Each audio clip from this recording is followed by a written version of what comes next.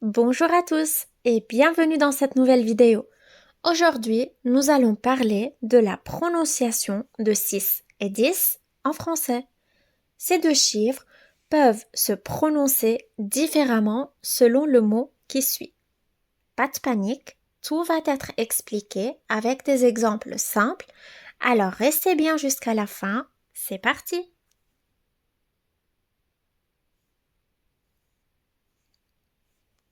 On prononce 6 et 10 comme si et di lorsqu'ils sont suivis d'un mot qui commence par une consonne. Par exemple, il y a 6 voitures dans le garage. Après le mot 6, nous avons le mot voiture qui commence par une consonne, par la lettre V. Alors, on prononce si. Il y a 6 voitures dans le garage. Dans le deuxième exemple, il y a 10 livres sur la table. Tout de même, le mot livre commence par une consonne. Et alors, 10 dans ce cas se prononce di.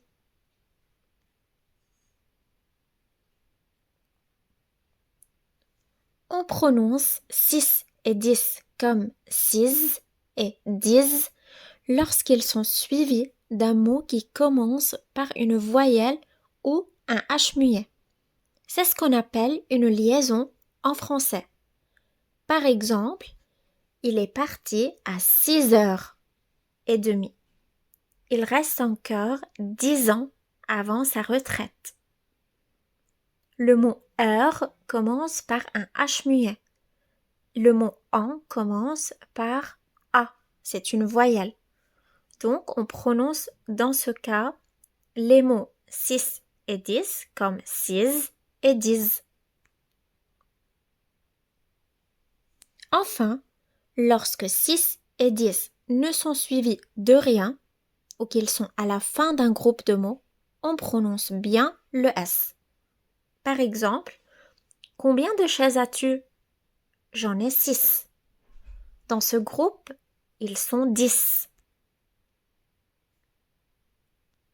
Maintenant, nous allons faire un exercice de prononciation. Il y a 6 étudiants dans la salle, mais seulement 10 chaises. Il y a 6 étudiants dans la salle, mais seulement 10 chaises. Demain, on se retrouve à 6 heures précises pour partir. Demain, on se retrouve à 6 heures précises pour partir. Elle a compté les participants, ils sont 10. Elle a compté les participants, ils sont 10. Nous avons préparé 6 entrées et 10 desserts pour la fête. Nous avons préparé 6 entrées et 10 desserts pour la fête. À la fin du test, il restait 10 minutes pour terminer. À la fin du test, il restait 10 minutes pour terminer.